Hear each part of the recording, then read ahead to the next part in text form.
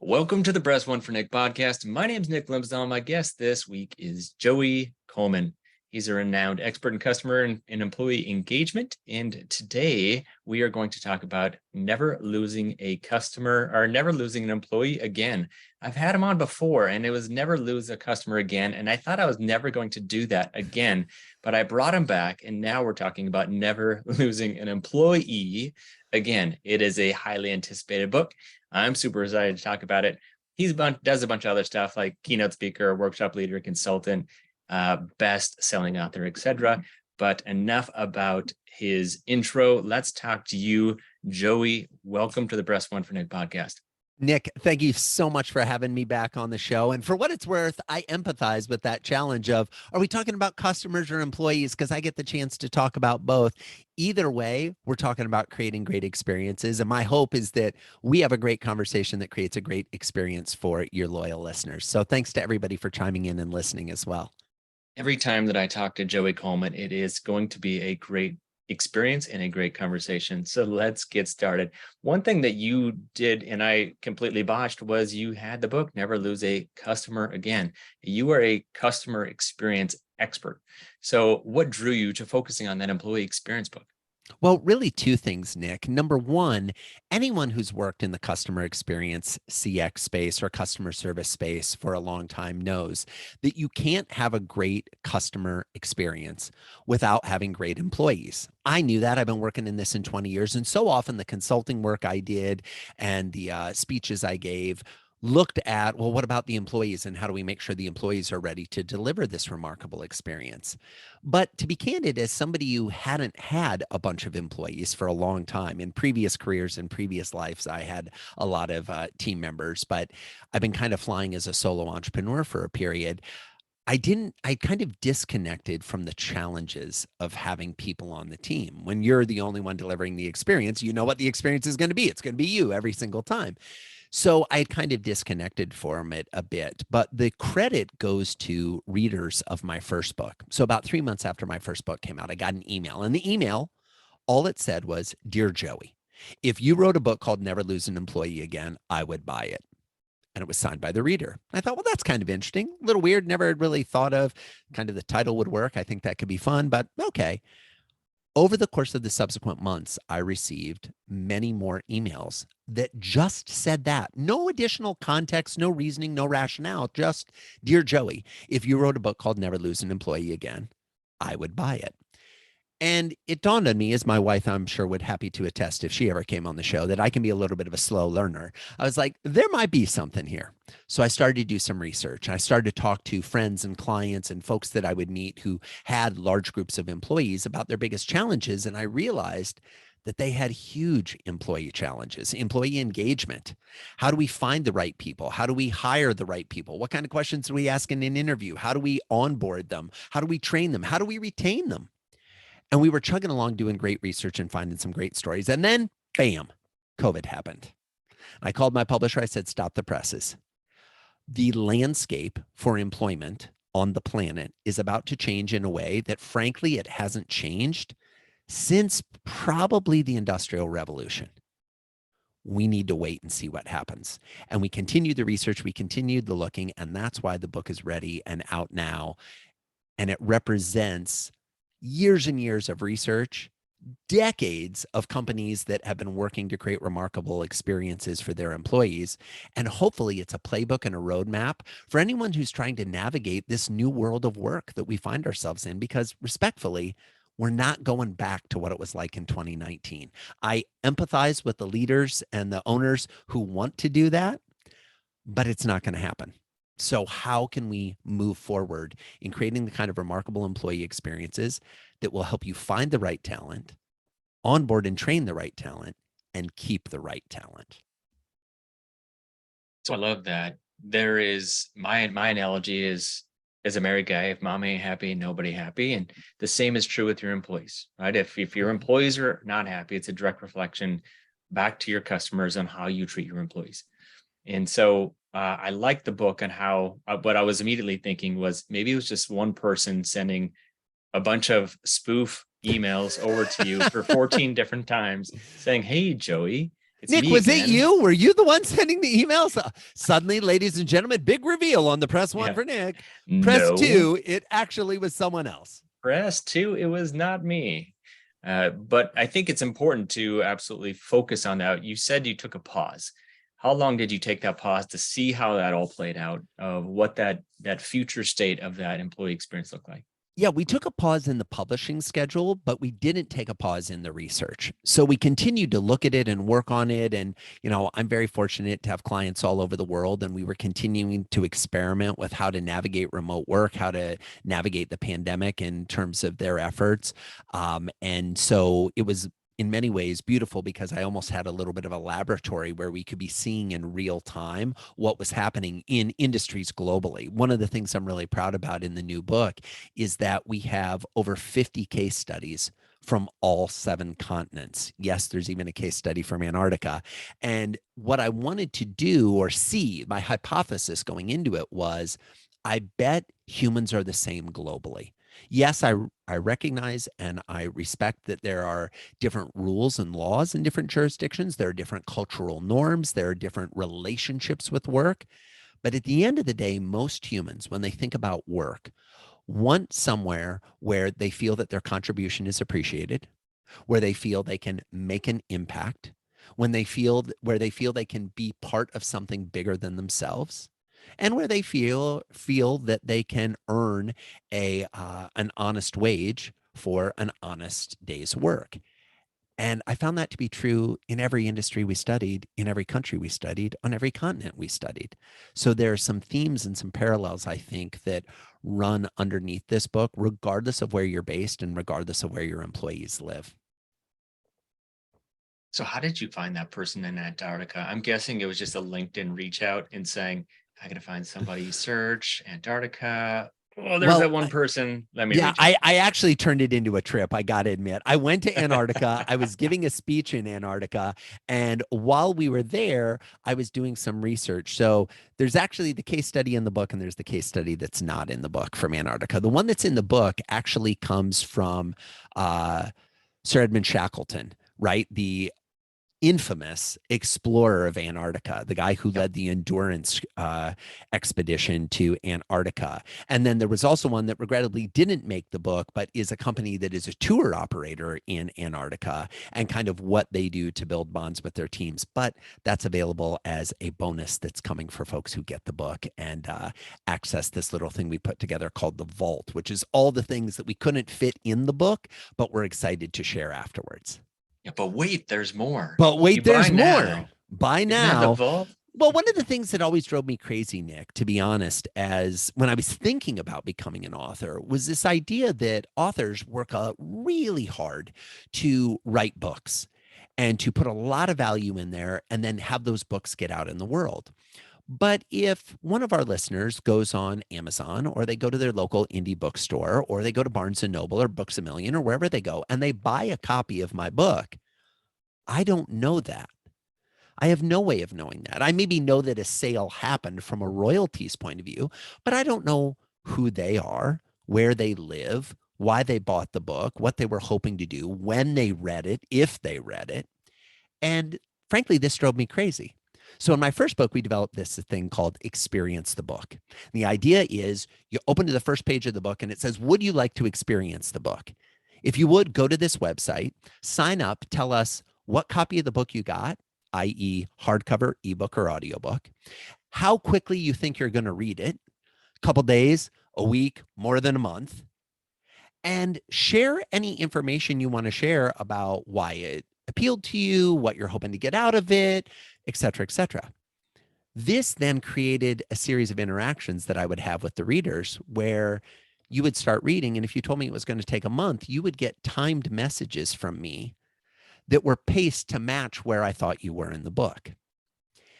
And what I loved about this, Nick, is I've now had, I think the last time I looked at it, it was like north of 80 countries where people have read the book and they signed up to experience the book and they wrote me emails and they sent me text messages and little videos and they responded. And I was able to send them little messages and little special things. So for the new book, Never Lose an Employee Again, I was like, we got to make the experience even better. So we're going to have the experience, the book. We're going to have that going, and that's going to create the opportunity. And I totally encourage people who are reading or listening to the book to sign up for that. But we also have something called the vault that I was alluding to earlier, where it's like all the things that I wish I could have put in the book are going to be in the book. So, for example, if I'm in the book and I'm talking to you about there's this really cool video you should see, in a printed book, there's nothing you can do. In an ebook, maybe there's an outbound link, but that's clunky and it's not effective. In an audiobook, forget about it. Like I can play the audio in the background, but you can't see the picture. In the vault, I can show you the video. You can actually go and watch the video that I've just described in the book. And seeing is often better than just reading. And hopefully, it creates an even better experience for the person who's spending time in the book. So what I recommend is hitting pause right now on this podcast episode, going to wherever you purchase books. Hopefully it's online, so you're not going out and running around and jumping in your car just to hit play again once you get out of the Books a Million. But I do recommend it. I've purchased the Never Lose a Customer Again, and I looking forward to this book as well. You know, in your research in this specific book, you mentioned 6 tool employers can enhance the customer journey. And it's where any standout tools that you can find to be more commonly utilized than others. So how do you contribute to a positive experience? Well, I think there are 6 tools we can use to interact with our employees. And those tools are the following. I'll give a quick overview and then we can dive into some of them. We have our in-person interactions, right? The mano a mano, human to human, we're in the same room. It used to be that was almost the only way we interacted with our employees. But in an increasingly remote world, we don't always get the in-person interactions we might hope for. So the question is, how are we capitalizing on those opportunities to be in the same room? Next is email. This is the number one tool most organizations use to communicate with their employees, yet it is probably the least favorite form of communication of everybody on the planet. So I'm not opposed to emails, but I'm opposed to you thinking that emails, as you're currently sending them, are creating these magical moments for your people. We could do better with our email. We then have physical mail, right? Snail mail, the OG inbox, right? The original inbox. What's interesting to me is every employer, at least in the United States, and this holds true in most countries as well, knows the legal mailing address of their employees. And yet the only thing they ever mail them is tax informations and maybe pay stubs, and not even pay stubs as much anymore. Why aren't we using mail? We use mail and direct mail to reach out to prospects, to send special things to customers. Why don't we do that with our employees? So huge opportunity there. Next, phone. Okay. Most of our employees, the only time we call or text them is if there's a problem. Hey, somebody didn't come in for their shift today. We need you in here. Hey, we're at the office and your login, we don't know what it is and we got to get into your computer to get something, right? It's usually there's a problem. What if the phone was a way to create connection? What if text messages were a way to build emotional bonds with our people instead of just put out fires? We then come to videos. Now, this is one where I will tell you, Nick, most companies aren't using this nearly as much as they could. Right now, we're at a unique time in human history. The average person, when they receive a video in their email or via text message, does 2 things. Number one, they watch it. And number 2, they probably have a significant relationship with the sender. Most of us aren't getting personalized emails from the big behemoth box stores, right? We're getting personal video emails from our college roommate, somebody that we know, a close advisor, a confidant.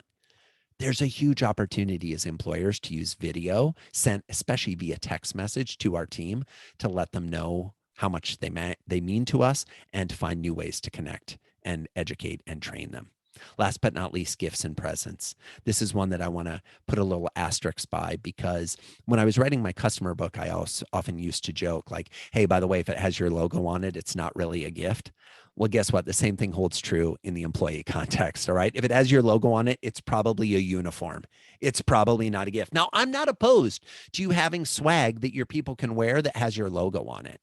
I'm opposed to you thinking that any of your employees are sitting at home right now going, oh my goodness, my birthday's coming up and I will be the luckiest person in the world if I can get a polo with a gigantic logo of my employer stitched on it that I can wear everywhere I go. No, no one is wanting that.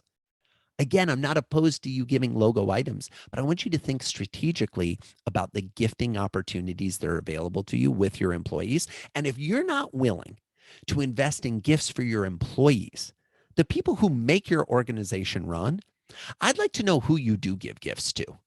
Like, are you giving gifts to your significant other, your spouse, your children, your parents? Because we should have a bigger conversation. If you're not gifting those people, gifts are a great way for someone to have physical proof, tangible proof that they matter to you. Huge opportunities. You touched on employees and how you can, of these additional channels, you can help them show how they matter to you. What does that do for that employee, and how does that make them feel? Well, Nick, it's a great question. And I'd almost like to put it to our listeners.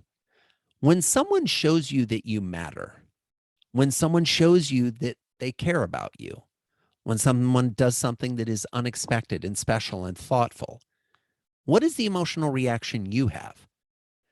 In my experience, most humans react this way. Oh my gosh, they know me. They value me. They appreciate me. I have worth. I have meaning. I have connection. I have friends.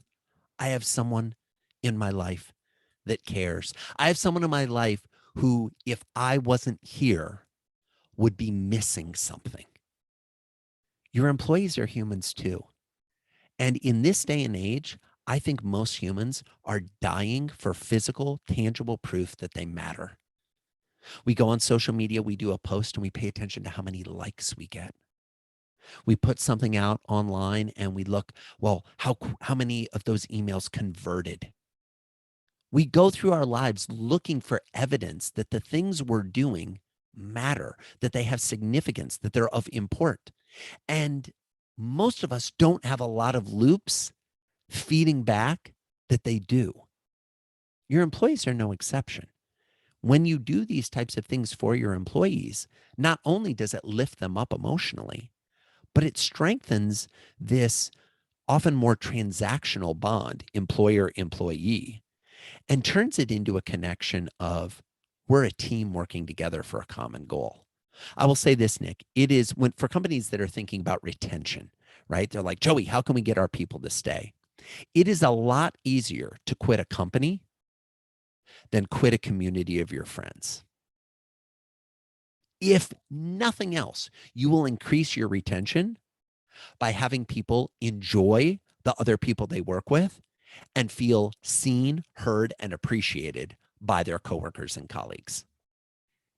I like how you touched on the community of friends, because I also believe that's very important. And one of your frameworks that you touch on is the first 100 days. And it's a core concept in your book. And one of the key factors that an employee should focus on during this period is to ensure a positive employee experience. So why is that first 100 days so important? It's so important because of biology and systems and the way humans are hardwired. When we interact with another human being, those first impressions matter. It's not just a catchy phrase, right? We're constantly reading, is this person a threat? Are they friend or foe? What's this relationship going to be? And in employment context, those feelings are exacerbated because we spend so much time at work. Stop and think about what portion of your day you're spending with your coworkers versus the portion of your day you're spending with the person you're in a relationship with, whether that's a significant other, spouse, children, parents, etc. We're devoting a ton of time to these people and these relationships.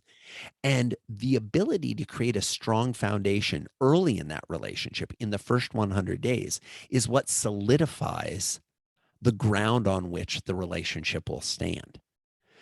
It's not just my belief that the first 100 days matter. In fact, if we look at all the research, we see that half of hourly workers quit before the 100-day anniversary.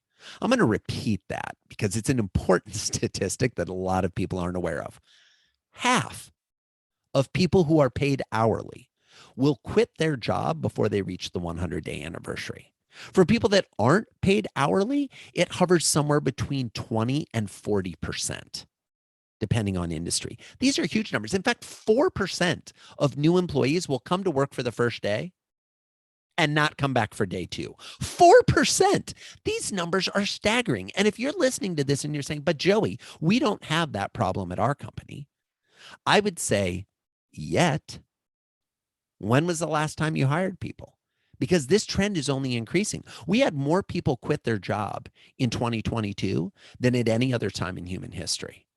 We had more people quit their job in 2021 than at any other time in human history, other than when it was exceeded the following year in 2022. This number has been growing year on year on year. This is the marketplace we're in. If you've been lucky enough to not have an employee quit in the last year, count yourself fortunate, because the research also shows, and this will be my last stat, 65% of current employees are actively considering another job.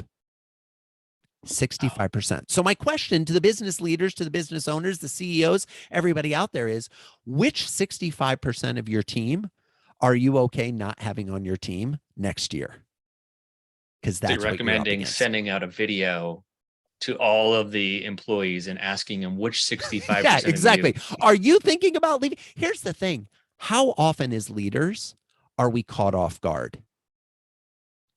Too often. Often, well, yeah, too often. And often the place we're most caught off guard is when an employee says, I'd like to set up a meeting. And you walk into the meeting and they're like, I'm giving my 2 weeks notice. And you're like, oh my gosh, wait, where does this come from?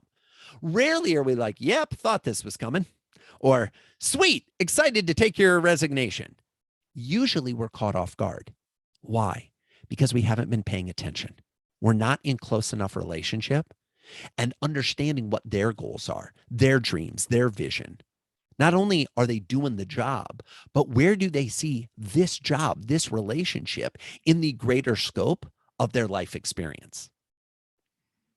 Yeah, so well put. So why is every single year here moving forward the highest percentage of people not showing up for that second day, or the people that are looking for additional jobs at 65% of the time? Why is that continuing to increase? I think there's a couple of factors. It's a great question, Nick. And the reality is the researchers, we don't really know. We're not 100% sure, but there's some trends that seem to be contributing to this behavior. Trend number one, especially on the heels of the pandemic, most employees realized that the emperor has no clothes. They realized how they were being treated at work was not that great. And now they've woken up to the reality and aren't interested in staying around anymore. Number two, if we were to roll back the clock 50 years, it is highly likely that your employer had their headquarters within 30 miles of your home. You drove to work, you did your job, you drove home. Now, that still describes many employers, but increasingly, if you live within 30 miles of the office, and that office is the headquarters of who you work for, you're telling me that either you work in a very hands-on industry, you have a very specific technical skill that requires physical manipulation, or you work for a very small business that has a very small geographic footprint. One of the biggest challenges many of my consulting clients are facing right now is having their employees here in the United States being poached by international companies that want to hire Native American, not native English, Native American language speakers to help them grow their global footprint. And they're comfortable saying work from home. And they're comfortable saying just log into the Zoom or the Teams call and we'll call it a day. And they're comfortable saying we'll match your salary. In fact, we'll exceed your salary. And plus, you'll get all the benefits we have here in France in terms of days off. Suddenly, they just got 7 months vacation. I'm just joking, our French listeners. We love you too. But this is only 6. Exactly. This is what you're up against. You used to think as an employer, as long as I'm the best place to work in town, I'm fine. Now you better darn well be the best place to work on the planet in every industry, not just your industry, or else people are coming for your people. So this trend's only going to increase. It's also the case that I think post-pandemic, more employees and employers have gotten comfortable with the idea of not being in an office, just the psychological idea, which is fascinating because if we roll back the clock 100 years, people as a general rule didn't work in the office, but we have become so conditioned that commutes and water coolers in the office and sitting in cubicles is normal that it took something like a global pandemic for 2 years to reset people's expectations and understanding of what normal and acceptable was. I gotta ask, there throughout all of your research in Antarctica and otherwise, you did touch on and joked about the France 7 months and they get free cheese and wine for life or something like that. But what are some of the unique and unconventional employee benefits or perks that you come across to enhance that overall experience? Oh, Nick, I love this question. And by the way, pro tip, there's a whole list of them in the vault. I'm just saying, but here are some of my favorites. And I'm going to put these in the scale of least expensive to most expensive. Because lots of times when you talk about benefits, people get super anxious and they're like, Joey, there's no way we could afford that, or we don't have the budget for that. So let's start on the low end, which should be kind of a layup. We'll give you one that's in the middle, that's maybe a little more expensive, and then we'll give you one that's a lot more expensive, but super sexy and interesting. Okay. On the low end, there's a company called Yokoco that's a web development firm. They've got about 25 employees. They were actually a case study in my first book. They're back for more in the second book. One of the benefits they offer is they design websites for organizations that are making an impact in the world. And because of their commitment to that, they realize that we need to have a planet to be impacted by our clients. So, what can we do to help our environment? They have spent the last 2 years working with top researchers and scientists around the world to put together a spin-off of their company called Carbon Off. Here's the way Carbon Off works. You pay a certain amount per employee every month, and it offsets the environmental carbon impact by investing into carbon recapture tools, environmentally friendly tools, et cetera, et cetera. And they have a whole calculator where they figure out, they incorporate, your commute distance, how you live, and they're offsetting not only your environmental impact at work, but at home as well. They rolled this out to all of their employees. The CEO told me there were actually people on their team that were in tears, realizing that their employer was going to be living up to this goal of doing good by doing better and doing better by doing good. And as a result, they put together this program. Now, here's the kicker.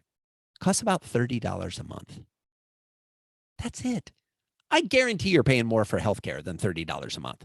I guarantee your payroll processing fee is north of $30 a month. This is not a big employee benefit, but think about putting out into the marketplace, hey, we carbon offset your life because we're committed to the environment.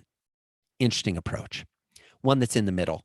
My good buddy John Rulin runs a company called Giftology. John's got a handful of employees, maybe about a dozen.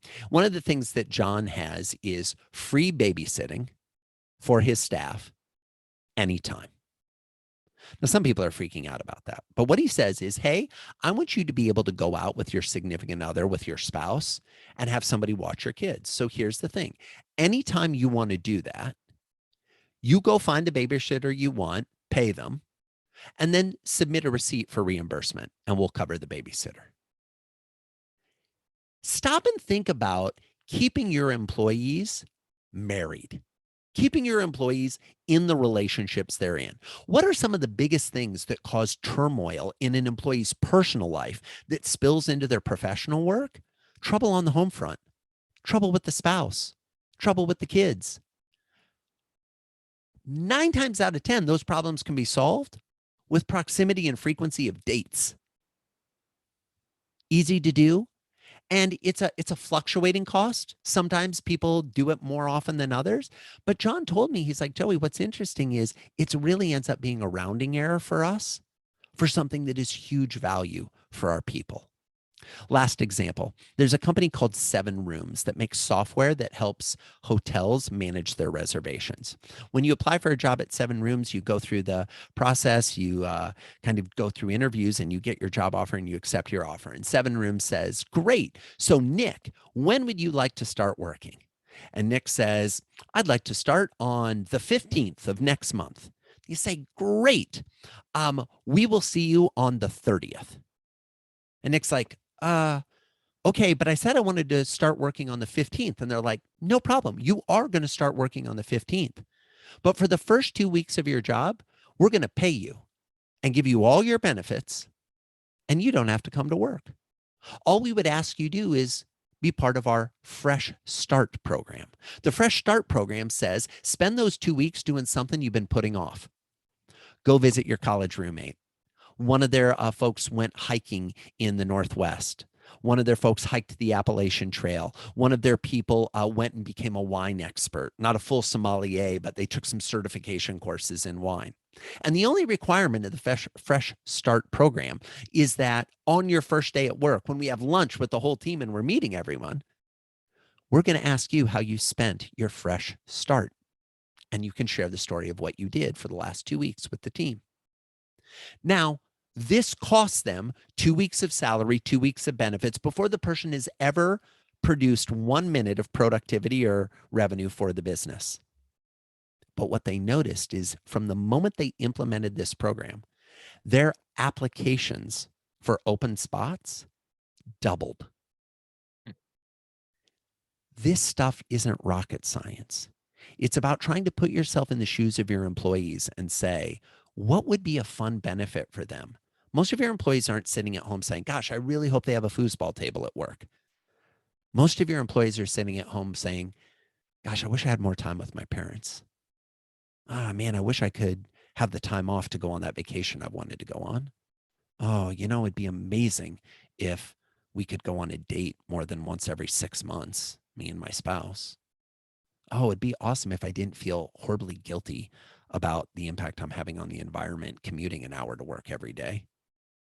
This stuff isn't rocket science. It just requires a little intentionality and a little effort. Such cool examples because to the questions I like to ask, typically just random people and that I meet at least the first time is, what do you think you spend too much time doing? And if you had more time, what would you do? I And love it, it. it really gets that to the heart of that person. And they're like, you know what? I don't know. Or they'll come back 20 minutes later and they're like, you know what I would actually want to do is this.